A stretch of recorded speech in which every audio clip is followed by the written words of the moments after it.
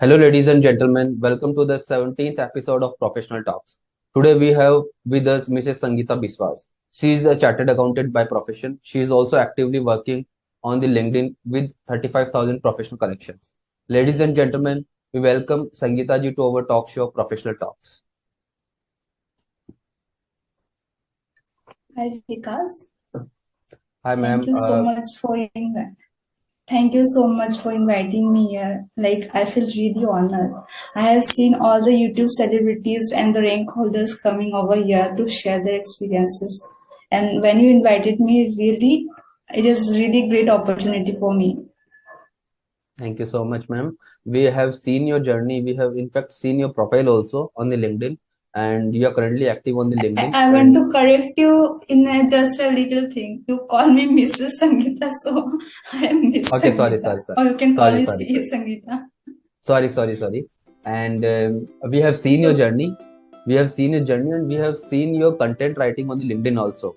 And you are currently active on the LinkedIn and creating so many content for the students, also for the members, for the motivation purpose also. So we want to cover your journey also, that how your journey has started, how you became CA.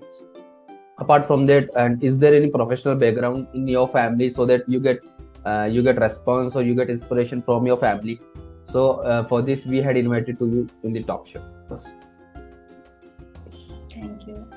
And ma'am, apart from that, we had invited so many professionals here on this background. We had recorded more than 16 episodes, and in which we had invited many officers, government officers. Apart from that, we have invited many professionals also. So the vision and motto of this talk show is to inspire the young students in the country. Really, it's a wonderful initiative.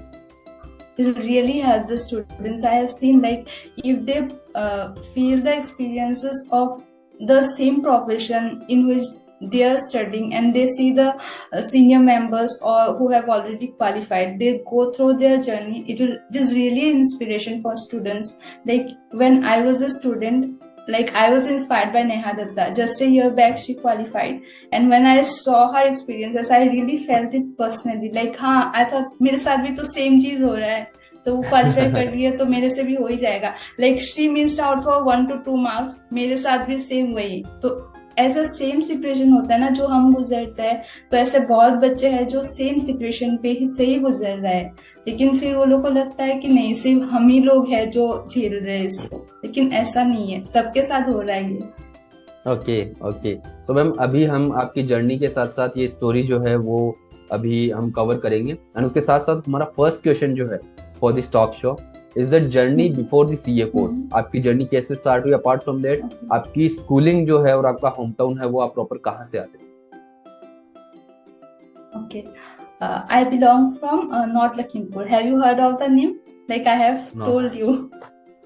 No, you might have heard of Dibrugarh, right? Yes. That's in Assam. Dibrugarh from Assam. State. Yes. So North Lakhimpur is just 3 hours away from Dibrugarh by road. So I belong from there. Like, it's a small town. So, and now I'm in Kolkata. Like, for CA, I moved to Kolkata. Like, I'll be continuing my job in Kolkata only. So starting from childhood, like, since I was born or since I had my senses, I have felt it pressure कि हाँ कुछ करना है, क्योंकि जो situation थी तो वो सेटिस्फाइंग नहीं लगता था. बैकग्राउंड ही, फैमिली बैकग्राउंड ही हो गया या फिर फिनेंशियल कंडीशन भी हो गया, तो दैट वाज नॉट सेटिस्फाइंग, क्योंकि छोटे से मुझे ये फील होता था. तो इसीलिए, और फिर मॉम डैड मेरे पढ़े लिखे ज्यादा नहीं थे, क्योंकि वो लोग को भी वैसे चांस नहीं मिले थे पढ़ने के लिए. तो वो लोग चाहते थे कि जो वो लोग नहीं कर पाए वो हमारे बच्चे करें. तो फिनेंशियली वीक होते हुए भी उन्होंने मतलब जो टाउन का बेस्ट स्कूल है वहीं पे हम लोगों को पढ़ाया.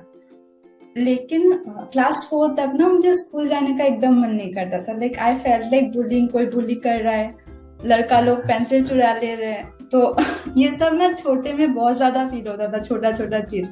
तो क्लास 4 तक तो मैं एकदम पसंद नहीं करती थी स्कूल जाना. लाइक, बहाना बनाती थी, आज बुखार हो गया, आज पेट दर्द हो गया. तो बच्चे लोग करते हैं ना ऐसे. लेकिन फिर स्टैंडर्ड 5 से फिर मेरा पढ़ाई में इंटरेस्ट आया. तब मैं चीजों को ठीक से समझ पा रही थी कि हाँ, पढ़ना है, ऐसे पढ़ना है, ऐसे करना है. जब खुद का सेंसेस आया, लाइक क्योंकि हमारे टाइम में तो सब इंटरनेट नहीं थे, इतने कुछ नहीं थे। आजकल तो बच्चे लोग पैदा होते ही मोबाइल चलाते हैं, सब कुछ उन लोग को सोर्सेस रहता है। तो यस हम मैम। लोग का है, जब हमारा ब्रेन खुद से डेवलप होता था तभी। तो स्टैंडर्ड 5 से मेरा ऐसा हुआ। तो फिर धीरे धीरे मैं पढ़ाई में इंटरेस्ट करते गई, तब मुझे लगता था कि हाँ आगे जाना है, पढ़ के मतलब क्लास में से बेस्ट होना है। तो बेस्ट तो नहीं हो पाती थी, लेकिन स्टैंडर्ड 5 से स्टैंडर्ड 10 का जर्नी मेरा रहा कि इम्प्रूव होते गया वो। तो मैं थर्ड रैंक तक पहुंच गई जैसे तैसे मेहनत कर करके। फर्स्ट सेकंड नहीं हो पाई, लेकिन थर्ड तक मैं रही हूँ। तो ऐसे मेरा स्टार्ट हुआ। तो हमारे वहाँ पे वैसा रहता है ना कि 10th का रिजल्ट को बहुत ज्यादा इंपॉर्टेंस दिया जाता है। तो वहाँ पे मेरा हर सब्जेक्ट में 95 प्लस ही मार्क्स थे। बस एक हिंदी में मेरा लैक हो गया था, क्योंकि हिंदी उस आई टाइम थिंक हिंदी ईस्ट में में, किसी को मार्क्स ही नहीं आए। नॉर्थ मतलब नॉर्थ ईस्ट में मेरा या शायद गलती नहीं ईस्ट था, में प्रॉब्लम क्योंकि रहती है हिंदी को लेके। हाँ वो तो है, लेकिन उस टाइम में लाइक हिंदी में किसी को मार्क्स नहीं आए। मेरा हर सब्जेक्ट का मार्क्स देखेंगे आप 95 प्लस, हिंदी में मार्क्स 60। तो इस कारण से परसेंटेज कम हो गया। परसेंटेज कम होने के बाद भी 89 भी वहां पे मतलब मेरी कॉलोनी में, मैं जहां से बिलोंग करती हूँ, उतना भी कोई नहीं लाया था। 89% भी कोई नहीं, तो उतना भी बहुत ज्यादा माना जाता था वहां पे। तो बहुत प्रेज करने लगे, ऐसे ही सर पे चढ़ा दिए, बहुत अच्छे तेज बच्चे हैं। तो वहां पे ऐसा है ना कि अगर पढ़ाई में अच्छे हो तो फिर साइंस लो, गधे हो तो आर्ट्स लो, कॉमर्स का कुछ नहीं है वहां पे। इनफैक्ट हमारे यहाँ पे कॉमर्स का कॉलेज भी एक अच्छा नहीं है। तो आई मूव टू साइंस। हाँ, तो साइंस में मेरा हाईएस्ट मार्क्स भी था स्कूल में, इट वाज 97। तो साइंस के अलावा कुछ ऑप्शन था ही नहीं इधर उधर सोचने का। तो फिर भी मैंने करियर ऑप्शन देखा कि क्या बन सकते हैं। तो सीए के बारे में ना तब गूगल सर्च तो इतना पता नहीं क्या था, एक कहीं से फोन मिला होगा, मैं देखी होंगी। सीए के बारे में मुझे पता चला था कि हाँ ऐसा कुछ होता है कॉमर्स लाइन में, लेकिन हमारे वहाँ पे ऐसा स्कोप नहीं था। क्योंकि ना मुझे मैथ्स अच्छा लगता है, तो ऐसा एक बैकग्राउंड में रहता है ना कि सीए थोड़ा मैथ्स से रिलेटेड है, अकाउंटिंग है, कॉमर्स अच्छा लगेगा। तो उससे एक बार सोचा था, लेकिन फिर सब जब बोले कि साइंस पढ़ाई में अच्छी हो साइंस लो, तो फिर उसमें ध्यान चला गया। तो I did +2 in science only. तो साइंस से कैसे कॉमर्स में आप स्विच हुए? साइंस से कैसे आप कॉमर्स में स्विच हुए, या सीए की जो जर्नी वो कैसे स्टार्ट हुई विद द साइंस? तो साइंस जैसे मैं +2 में किया तो सबको था, इनफैक्ट मेरा भी इच्छा था, like I to wanted to be a doctor. तो एंट्रेंस तो उसमें भी अलग परेशानी। तो I wasted a year, like I did coaching for medical. फिर भी ना maybe I didn't give my 100%, और धीरे धीरे ना उस पर से इंटरेस्ट चला गया। Like when I appeared for entrance, तो that was my first failure, I failed in medical entrance. तो सब कोई बोले कि और एक बार कोशिश कर लो, दे दो। लेकिन क्या होता ना, पढ़ के मेरा ना इंटरेस्ट हट गया उसमें से टोटली। लाइक एक बार फेल होने के बाद, क्योंकि इतना ब्राइट स्टूडेंट सब कोई प्रेज करे, तो अचानक से फेल तो कैसा लगेगा। लाइक सीए में भी बहुत लोगों के साथ ऐसा होता है। हाँ, तो फिर एक बार हट गया तो आई डाइवर्टेड माई माइंड कि मुझे नहीं करना है एमबीबीएस, एंट्रेंस कर करके अपना साल वेस्ट नहीं करना है। तब मेरे दिमाग में फिर आया, और मेरे तो कुछ दोस्त भी कर रहे थे सीए, लाइक कॉमर्स के जो फ्रेंड्स थे। तब मेरे दिमाग में आया ये तो सिर्फ 4.5 इयर्स का कोर्स है, कोई भी अच्छा प्रोफेशनल कोर्स करूंगी तो 7-10 साल लग जाएंगे। लाइक डॉक्टर पढ़ो, या फिर इंजीनियरिंग, या फिर कुछ भी, या फिर प्रोफेसर भी हमारे टाइम में बहुत था कि कुछ नहीं करो तो जनरल लाइन में पढ़ो फिर प्रोफेसर बनो। हमारे वहाँ पे ये सब था, लाइक ये सब प्रोफेशन था, डॉक्टर, इंजीनियर, प्रोफेसर ये सब था। तो फिर मैं सोचा कुछ भी पढ़ो अच्छा से, 7-10 साल लग ही जाएगा। सीए इज जस्ट 4.5 इयर्स, एक बार में क्वालिफाई करो, अपने हिसाब से खत्म। तो I thought that way and I join CA. But CA की जर्नी, सीपीटी, हाँ ये आप जो कह रहे हो एक साल में कंप्लीट हो जाएगा, दैट इज मतलब बोलना बहुत आसान है। दैट इज अ मिथ है, क्योंकि हम लोग नहीं थे ना इसमें, तो बाहर से हम लोग क्या ही सोचेंगे। कोई बाहर का लोग होगा तो यही ना सोचते, तो कोई समझ नहीं पाता है ना ऐसा। तो वी आर सेम। लाइक फिर मैंने सीपीटी दिया। आई थॉट कि सीपीटी चलो एक बार में क्लियर नहीं होगा, I will think of a different career option. लेकिन देखिए, क्योंकि ये होना ही था, मैं बिलीव करती हूँ जो होता है अच्छे के लिए होता है, कुछ रीजन से होता है।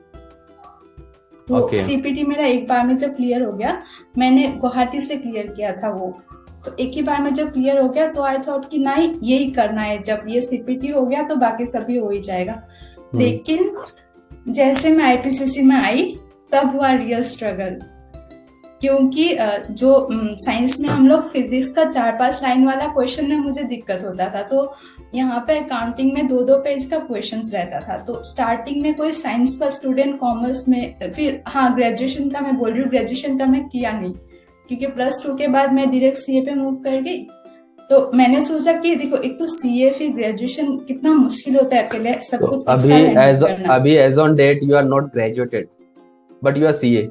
Not even graduated, CA post graduation course है ना ऑलरेडी। एग्जैक्टली हाँ, तो फिर मैंने नहीं किया काफी बार ग्रेजुएशन। ये भी कंफ्यूजन रहता है कि लेकिन ये ग्रेजुएशन एक करना काफी रिस्क मैंडेटरी था, है। सबको बोले, हाँ सबको हाँ बोले कि कर लो ग्रेजुएशन, मैं बोला हाँ कर लूंगी। फिर डिस्टेंस लर्निंग का भी बहुत होता है, मैं बोला कर लूंगी, धीरे धीरे कर लूंगी करके दैट स्टेट लाइक मैंने कभी किया ही नहीं। अभी क्या ही करूंगी सीए बन के मैं ग्रेजुएशन, जरूरत नहीं है ना, क्योंकि ये मैंडेटरी नहीं है। हाँ एक मैंडेटरी रिस्क नहीं। होता है कि अगर आपका सीए नहीं हो तो फिर क्या, then it is necessary, but अगर एक बार सीए क्लियर हो जाए तो फिर उसका कोई मतलब नहीं है। Yes ma'am. तो अभी तो आपकी जो after journey IPCC I felt the real struggle. You had, आपने जैसे ही साइंस से स्विच किया कॉमर्स में, तो काफी बार ऐसे स्टूडेंट्स हैं जो जिनको डाउट रहता है कि साइंस के बाद उनका करियर शायद वो साइंस में नहीं बना सकते।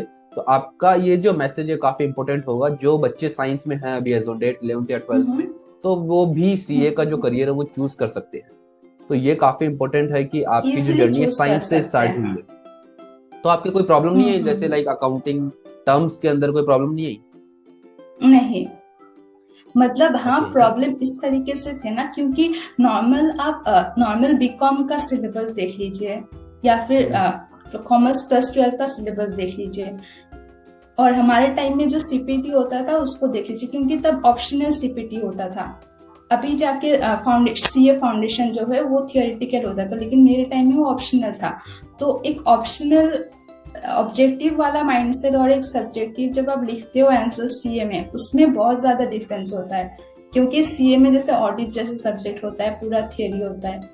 अकाउंटिंग में चलो प्रैक्टिकल एक बार समझ जाओ तो बन जाता है, लेकिन इसमें बहुत ज्यादा डिफरेंस है सीए का आईपीसीसी कोर्स में और दूसरा कोर्स में। तो ये सिर्फ साइंस के से आने के लिए डिफिकल्टी फेस होगा ये नहीं है, आप कॉमर्स से भी सीए में आओगे तो भी सेम लेवल का ही डिफिकल्टी होगा, मुझे ये फील होता है। साइंस से शिफ्ट करने में ऐसा कोई सच नहीं है, क्योंकि साइंस अपने में वो खुद ही वास्ट है, क्योंकि वो प्रेशर वहां भी +12 में वही प्रेशर आता है। एग्जैक्टली। तो काफी इंपॉर्टेंट मैसेज आपने स्टूडेंट्स को दिया है। बट आपकी जब इंटर क्लियर हो चुकी है, आपकी जब जो इंटरमीडिएट स्टेज है जिसको हम आईपीसीसी बोलते हैं, उसके बाद फाइनल में क्या स्ट्रगल रहा? आईपीसीसी, देखिए मेन स्ट्रगल मेरा आईपीसीसी में था, जो पढ़ने को लेके था, लाइक चीजों को समझना, अच्छा से डील करना। तो एक बार आईपीसीसी क्लियर हो गया तो फाइनल में सिलेबस देख के आई थॉट कि हो जाएगा ये सब मेरे से, लेकिन फाइनल में ये सब छोटा छोटा बैड लक हम लोग बोल सकते हैं कि हमेशा लक फेवर नहीं करती है। फर्स्ट अटेम्प्ट में चलो ऐसे ही निकल जाता है, वो समझ में नहीं आता है कैसे क्या पढ़ना है। सेकेंड अटेम्प्ट से फिर 1-1 2-2 से मार्क्स से रह जाना, फिर लास्ट में आके मेरा हेल्थ इश्यूज इतना बिगड़ गया, लाइक लास्ट अटेम्प्ट में, ये जो नवंबर वाला अटेम्प्ट था, लाइक 5th अटेम्प्ट था वो मेरा, लेकिन 4th से 5th अटेम्प्ट के बीच में ना मैं मतलब पढ़ ही नहीं पाई। ये समझ लीजिए मेरा 3rd अटेम्प्ट वाला पढ़ाई मैं 5th अटेम्प्ट में जाके पास की हूँ, क्योंकि मेरा बीमार रहती थी मैं, रोज डॉक्टर के पास, मतलब रोज एंडोस्कोपी 7-10 दिन बाद मुझे बेहोश करके एंडोस्कोपी किया जाता था। तो ये एग्जाम प्रेशर रात को 2-2 बजे, ये एग्जाम प्रेशर के कारण प्रेशर नहीं, वो मेरा गॉल ब्लैडर स्टोन फॉर्म हुआ था, एक्चुअली में रियल था वो रीजन, लेकिन वो डायग्नोज नहीं हो पा रहा था। लाइक 2 बार मैंने सीटी स्कैन किया, अल्ट्रासाउंड 3-4 बार किया, लेकिन वो स्टोन पता ही नहीं चल रहा था, लाइक कुछ स्लज जैसा आ रहा था। तो जब स्लज आ रहा था तो डॉक्टर बोलते थे दिस इज स्लज, लाइक ये ऑपरेट नहीं होता है, ये ठीक हो जाएगा मेडिसिन से। तो अब जब रिपोर्ट में नहीं आएगा तो डॉक्टर को कैसे पता चलेगा, है ना। तो वो डायग्नोज ही नहीं हो रहा था, और मेरा पेन मतलब भयंकर वाला। तो फिर उसमें बहुत सारा चीज निकल गया मेरा, लाइक फंगल इन्फेक्शन आया, गैस्ट्राइटिस का थोड़ा प्रॉब्लम आ गया, किडनी में थोड़ा छोटा सा स्टोन आ गया। लेकिन फिर डॉक्टर बोलते ये सब से इतना दर्द नहीं होना चाहिए, लाइक छोटे मोटे सबका रहता है थोड़ा बहुत। लेकिन एग्जाम के बाद मुझे एग्जैक्टली पता चला कि मेरा स्टोन है। वो भी देखिए, अगर एग्जाम के जस्ट पहले पता चलता और मैं तब ऑपरेट करती तो हो सकता था कि मैं एग्जाम ही नहीं दे पाती। है ना, लाइक ऑपरेशन के तुरंत बाद में कैसे एग्जाम देती। तो वो भगवान के कारण ही हुआ कि एटलीस्ट मैं पेन झेली हूँ, हॉस्पिटल गई हूँ, लेकिन जैसे तैसे करके मैं एग्जाम में अपियर हुई हूँ ओके, तो मैम वहाँ और क्लियर भी आपने हो गया लास्ट कोचिंग में। हाँ हाँ एग्जैक्टली उसके बाद ही आप सीए बनी ऑब्वियसली, तो वहाँ पे आपने कोचिंग का सपोर्ट लिया या फिर सेल्फ स्टडी आपके लिए इम्पोर्टेंट थी? कोचिंग सीपीटी में मैंने कोचिंग फुल लिया था, आईपीसीसी में भी मैंने कोचिंग फुल लिया था, तो तब जा जाके कोचिंग हुआ करता था। फिर ओके, तो इसका आर्टिकलशिप कोचिंग साथ साथ में बहुत मुश्किल हो जाता था। हाँ, लेकिन जब कोविड आया ना 2020 से, तब उसके बाद से नॉर्मली सब ऑनलाइन ही हो गया। लाइक का बहुत सारा कोचिंग्स में ऑनलाइन ही की हूँ, जैसे कि डीटी हो गया, कुछ सब्जेक्ट का सेल्फ स्टडी की हूँ। लाइक आईडीटी का कोचिंग मैंने लिया था, लेकिन वो मेरा इतना इफेक्टिव नहीं था, तो मैंने सेल्फ स्टडी किया। फिर बहुत सारा सब्जेक्ट का सेल्फ स्टडी करी हूँ, कुछ कुछ सब्जेक्ट का कोचिंग करी हूँ, वैसा है। ओके फाइन, तो आपने लगभग सीए 5 या 6 साल में कंप्लीट कर ही ली जैसा कि आपने बताया। 7 साल लगा मुझे, 7 साल ओके, बट मैम एक चीज टोटल। यहाँ मैं एक चीज आपसे पूछना चाहता हूँ कि 7 साल या 10 साल या 15 साल या 12 साल के बाद भी सीए बनते हैं, तो वर्थ उतनी ही है जितनी अभी जो फ्रेशर बंदा 3 या 4 साल में अगर बनता है, उतनी ही वर्थ है चार्टर्ड अकाउंटेंट, चाहे वो जॉब हो चाहे प्रैक्टिस? जी मुझे लगता है वर्थ, हाँ हाँ, वर्थ तो उतनी है, क्योंकि आपको रिस्पेक्ट भी उतना ही दिया जाता है। आपको पूछता कोई नहीं है कि आपका कितना अटेम्प्ट हुआ है। हाँ, फर्स्ट अटेम्प्ट में हुआ होगा तो उसका फील अलग होता होगा, वो मैं आपको नहीं बता सकती क्योंकि मैं नहीं हुई हूँ। लेकिन हाँ, अच्छा फील होता होगा ऑब्वियसली। लेकिन अगर जॉब के पर्सपेक्टिव से देखें या प्रैक्टिस के पर्सपेक्टिव से देखें, तो जॉब में मुझे नहीं लगता है इतना। हाँ, हो सकता है कोई कोई कंपनी आपको शॉर्टलिस्ट नहीं करे, रैंक होल्डर्स को करते या फिर फर्स्ट अटेम्प्ट वाले को करते हैं ना, लेकिन उसके अलावा भी बहुत सारा कंपनीज है, जैसे कि बिग 4 है। तो ऐसे हम लोग को लगता है कि हाँ, वो लोग फर्स्ट अटेम्प्ट सेकंड अटेम्प्ट वाले को प्रेफरेंस देते हैं। लेकिन मेरा ही एग्जांपल लीजिए, मेरा मल्टीपल अटेम्प्ट्स है, लेकिन अभी मेरे पास हाथ में 12 लाख प्लस का पैकेज है। तो अगर कोई मल्टीपल अटेम्प्ट्स वाले को ये मिल रहा है, तो मतलब सेम ही है ना ऑलमोस्ट, क्योंकि एवरेज तो आपका 9 to 10 लाख ही चल रहा है। तो बात यह है कि अटेम्प्ट इतना ज्यादा मैटर नहीं करता, और एक बार आप क्वालिफाई कर लो ना, उसके पहले आपको दुनिया कोई और नजर से देखते हैं। लेकिन एक बार क्वालिफिकेशन हो जाए तो रिस्पेक्ट ही अलग हो जाता है लोगों का, आपको ट्रीट करने का तरीका। तो वो लोग नहीं देखते फिर कितना अटेम्प्ट लग रहा है। जब आप पास नहीं करते, तो एक बार भी फेल कर जाओ तो लोग सोचते हैं ये पता नहीं क्या कर रहे, पढ़ रहे कि नहीं पढ़ रहे। लेकिन पास होने के बाद फिर वो सब भूल जाते हैं। वहां सेल्फ डाउट होने तो स्टार्ट हो हाँ, जाता थोड़ा है मैम, टाइम जरूर जब लगा, लेकिन पास, हाँ। एग्जैक्टली आप मतलब सेल्फ डाउट का मतलब ये होता है कि उनको खुद पे ही डाउट होने लग जाता है कि हम ये एग्जाम आगे कंटिन्यू करें या फिर कोई और कोर्स को चूज कर लें यहाँ पे। ये सेल्फ एक डाउट आ प्रॉब्लम जाता रहती है है। फेलियर्स के बाद। लेकिन हाँ, लेकिन ये हम स्टूडेंट्स को समझना होगा कि जैसे सीए जैसा कोर्स है ना, इसमें फेल होना एकदम नॉर्मल सा चीज है। क्योंकि पास कितने लोग होते हैं, फर्स्ट अटेम्प्ट में तो पास 1% लोग ही होते हैं, और नॉर्मली क्लियर करते हैं 13-14% सीए बनते हैं। तो बाकी क्या वो लोग पढ़ाई नहीं करते? ऐसा तो नहीं है, सब कोई मेहनत करते हैं। ठीक है, 50% आप मान लो ऐसे एग्जाम दे देते हैं, लेकिन बाकी, है ना। तो सिचुएशन मैक्सिमम लोगों के साथ ऐसा ही है जो हम लोग के साथ है। जैसे कि जो लोग रैंक होल्डर्स होते हैं, वो लोग बोलते हैं कि इजी है, पढ़ लो, हो जाएगा, नंबर रैंक 1 आ जाएगा। हाँ, अच्छा बात है, ऑब्वियसली सबको ट्राई करना चाहिए रैंक 1 आने के लिए। लेकिन ये तो प्रैक्टिकल सा बात है ना, सब कोई रैंक 1 नहीं आ सकते, कोई 1 या 2 ही आएगा ना। तो जो प्रैक्टिकल है कि अगर हमें वो चीज नहीं मिलता है तो उसके बाद हम क्या करेंगे। ये तो नहीं कि सब कुछ खत्म हो गया है, नहीं मिला है तो सब कुछ खत्म हो गया। तो हमें डील करना सीखना होगा ना चीजों से, फेलियर्स से, तभी ना हम आगे बढ़ पाएंगे। अगर फेलियर्स में आके हम लोग स्टॉप हो जाते हैं, तो फिर आगे हम लोग क्या ही करेंगे, वहीं पे तो हमारा फुल स्टॉप हो गया। एग्जैक्टली मैम, काफी तो हमें इंस्पिरेशनल उठना है। होगा, अगर उठ के जाना होगा। आपकी ये स्टोरी अगर कोई भी स्टूडेंट देखता है, चाहे वो आपके लोकल कैंडिडेट हो या फिर पैन इंडिया बेसिस पे अगर कोई भी स्टोरी देखता है, तो I think that is really meaningful कि आपने जो सीए की जर्नी कवर की विद दैट पेन, जो आपके ऑलरेडी हेल्थ इश्यूज चल रहे थे, उसके साथ साथ आपने सीए की जर्नी कवर की, and at the same time आपने सीए क्लियर भी किया, एंड उसके बाद आप शायद कलकत्ता में भी सेटल्ड भी हो विद गुड पैकेज। तो आई थिंक सबसे इम्पोर्टेंट है इसमें, हाँ हाँ, यस मैम, सॉरी। इसमें इम्पोर्टेंट है कि मैं हाँ 2020 में जब लॉकडाउन था ना, उस टाइम भी ऐसा था कि आगे सिचुएशन क्या होगा, क्योंकि तब फाइनल का एक भी ग्रुप क्लियर नहीं था। और मतलब ऑलमोस्ट 6 मंथ्स हम लोग घर में ही थे बिना कुछ किए, सब कुछ स्टॉप था। तब पढ़ाई करने के लिए हम लोग के पास था, लेकिन वही मतलब घर का माहौल में सब एंजॉय करते थे, कितना हम लोग पढ़ेंगे, या फिर इतना डिप्रेसिव माहौल होता था, कभी ये हो गया कभी वो हो गया। तो उस टाइम में मैंने मेडिटेशन स्टार्ट किया। और उस मेडिटेशन तो जानते होंगे ना, ध्यान करना। बिल्कुल बिल्कुल बिल्कुल मैम, मैं जानता हूँ।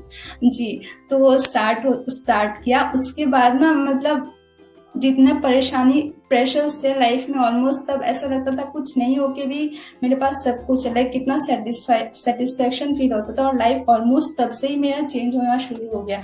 और जो ये पॉजिटिव पर्सपेक्टिव आप मेरा देख रहे हैं ना लिंक्डइन में, कि मैं पॉजिटिव मैसेज शेयर करती हूँ, ये सब सारा वो मेडिटेशन से ही रिलेटेड है, मतलब उसी से आया है। इसके पहले मैं बहुत डिप्रेस काइंड ऑफ रहती थी, मतलब ओवर थिंकिंग करती थी, डरती थी चीजों से। तो ये चेंज ऑफ बिहेवियर मेरा सिर्फ मेडिटेशन से ही आया है। और मैं इसीलिए ये चाहती हूँ कि लोगों तक ये बात पहुंचे कि हमें ओके मेडिटेशन करना चाहिए।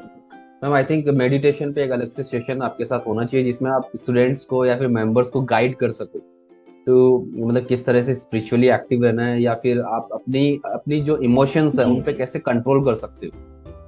ये एक सेशन हम सेपरेटली करना हम्म। चाहते हैं आपके साथ, जब भी आपको टाइम मिलेगा in future. Okay okay okay, because sure. You had already mention that कि मेडिटेशन मेरे लिए काफी फ्रूटफुल था, और मेडिटेशन के कारण मैंने काफी लाइफ में जो लिंक्डइन है, चाहे मेरी प्रोफेशनल जर्नी है, वो मेरे लिए काफी हेल्पफुल रहा मेडिटेशन उसके लिए। You had already mention. Hmm. तो मैम एक जी। एक क्वेश्चन हम यहाँ एक और ये कवर करना चाहते हैं कि आफ्टर बिकमिंग सीए, काफी स्टूडेंट्स जो होते हैं उनको कंफ्यूजन हम्म, रहता है, उनको डे वन से प्रैक्टिस करना चाहिए या फिर उनको स्टार्टिंग में जॉब करना चाहिए to getting some good experience. तो हम्म। यहाँ उनके लिए क्या आपके इनसाइट्स हैं मैम? जी। तो स्टूडेंट्स बहुत टाइप के होते हैं, लाइक जो लोग सीए क्वालिफाई करते हैं, बहुत लोगों का मतलब बैक ऑफ द माइंड हमेशा से ही रहते हैं कि हम लोग प्रैक्टिस करेंगे।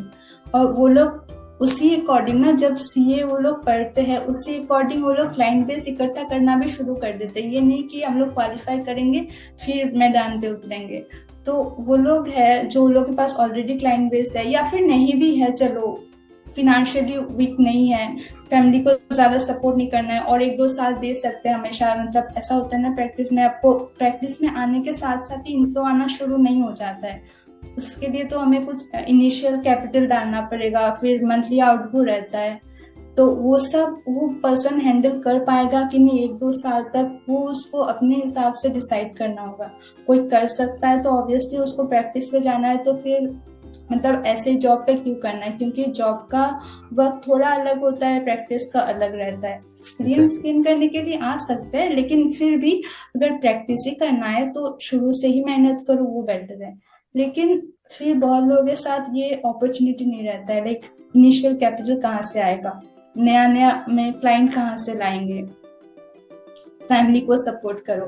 तो इतना मेहनत करके ऑलरेडी सीए क्वालिफाई करते हैं तो इंस्टेंट हमारे पास अपॉर्चुनिटी रहता है कि जॉब करते हैं, क्योंकि जॉब के लिए फिर दिक्कत नहीं होता है इनिशियली सीए को, वो तो इन हैंड मिल ही जाता है। एग्जैक्टली। तो इसीलिए लोग इनिशियली जॉब प्रीफर करते हैं। और जॉब और सीए मतलब प्रैक्टिस के अलावा भी इतना फेलियर्स, इतना कुछ कोर्स में देख के इतना कुछ ऐसा एटीट्यूड बिल्डअप हो जाता है कि जॉब और प्रैक्टिस के अलावा भी लोग बहुत कुछ कर सकते हैं। जैसे कि आप देख रहे हो अभी लोग यूट्यूब कर रहे हैं, कंटेंट राइटिंग कर रहे हैं, फिर ब्लॉगिंग कर सकते हैं, टीचिंग कर सकते हैं, कितना सारा है।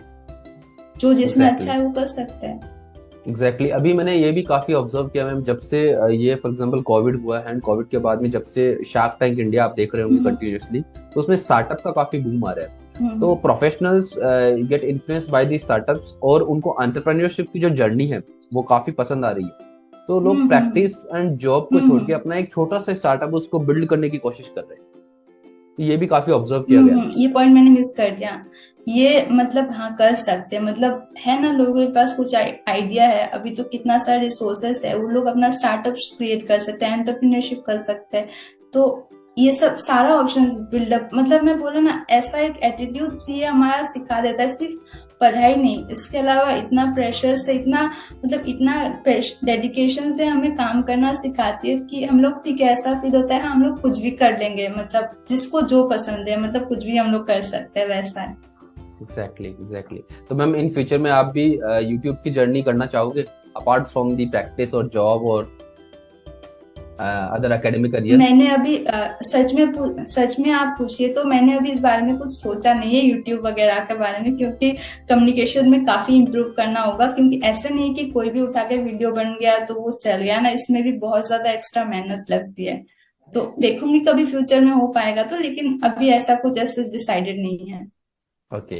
Ma'am, one last conclusive question I'll ask here that there are so Okay. many students who are having actually so many attempts in the CA final or CS final, whatever the course is. So, what is your message or final insights about the failure they had in their career or they had in their examinations? They are getting so many attempts. So, उनके लिए आपके पास final message क्या हो सकता है कि उनको क्या करना चाहिए अपनी लाइफ? देखो, फर्स्ट तो मैं बोलूंगी, if you are taking attempts it is not a big issue, सबके साथ ही होता है, लेकिन आप देखो कि आप कहाँ पे लैग कर रहे हो और क्यों आपको अटेम्प्ट्स लग रहे हैं। लाइक आपका एक्सटर्नल सर्कमस्टेंसेस है तो फिर आप उससे थोड़ा हट जाओ। पढ़ाई को रिलेटेड कोई सब्जेक्ट्स में आपको प्रॉब्लम आ रहा है तो फिर कहाँ प्रॉब्लम आ रहा है उसका अच्छा से मेंटरिंग लो।